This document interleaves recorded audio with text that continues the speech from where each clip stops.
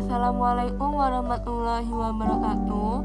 Perkenalkan, kami dari kelompok 11 dengan judul Pasar Uang yang beranggotakan Dina Wenika, Putra Yusuf Abror, dan saya sendiri Siti Sarah Sitorus. Pasar uang adalah bagian dari pasar keuangan di mana transaksi keuangan jangka pendek terjadi. Ini adalah tempat di mana instrumen keuangan dengan jangka waktu kurang dari 1 tahun diperdagangkan. Nah, apa sih perbedaan pasar uang dengan pasar modal? Pasar uang adalah tempat di mana instrumen keuangan dengan jangka waktu pendek diperdagangkan, umumnya kurang dari 1 tahun. Instrumen yang diperdagangkan di pasar uang antara lain deposito berjangka, surat berharga pasar uang seperti commercial paper, dan certificate of deposit. Kemudian, pasar modal adalah tempat di mana instrumen keuangan dengan jangka waktu yang lebih panjang diperdagangkan, seperti saham, obligasi, dan reksadana. Instrumen yang diperdagangkan di pasar modal memiliki jangka waktu investasi yang lebih panjang, bisa berjangka panjang tahunan atau bahkan tanpa batas waktu saat diinvestasi saham. Apa saja sih faktor yang mempengaruhi likuiditas pasar uang? Nah, jadi di sini ada beberapa faktor yang mempengaruhi likuiditas pasar uang. Yang pertama itu ada suku bunga.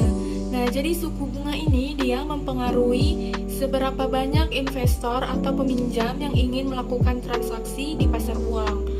Yang kedua itu ada persepsi risiko. Nah, risiko dalam pasar uang ini dapat mempengaruhi tingkat likuiditas. Semakin tinggi risiko yang dirasakan, semakin sedikit peserta pasar yang akan bersedia melakukan transaksi. Yang ketiga ini ada kebijakan moneter. Kebijakan ini dia diterapkan oleh bank sentral. Juga dapat mempengaruhi likuiditas pasar uang. Tindakan seperti ini dia itu dapat peningkatan atau penurunan suku bunga acuan, lalu ada pembelian atau penjualan sekuritas oleh bank sentral. Yang keempat itu ada peraturan dan kebijakan pemerintah. Nah, kebijakan pemerintah ini dia terkait perpajakan, regulasi, keuangan, serta kebijakan fiskal dapat mempengaruhi likuiditas pasar uang. Lalu yang kelima itu ada kondisi ekonomi. Nah, jadi secara keseluruhan termasuk pertumbuhan ekonomi, inflasi, dan stabilitas politik juga dapat mempengaruhi likuiditas pasar uang. Bagaimana proses penentuan nilai tukar mata uang dalam pasar uang? Yang pertama itu permintaan dan penawaran. Seperti halnya dengan barang dan jasa lainnya, nilai tukar mata uang ditentukan oleh permintaan dan penawaran. Jika permintaan suatu mata uang meningkat atau penawaran menurun, maka nilai tukar mata uang tersebut cenderung naik dan sebaliknya.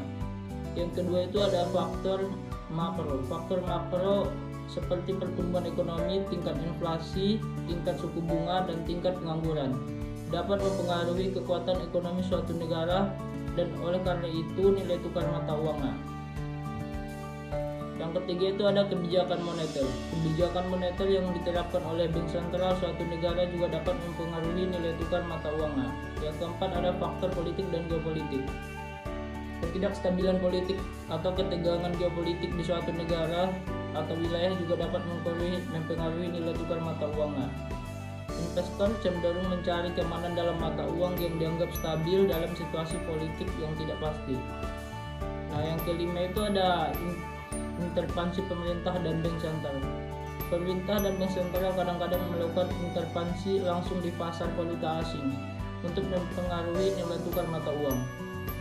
Hal ini dapat dilakukan melalui pembelian atau penjualan mata uang atau dengan mengatur suku bunga.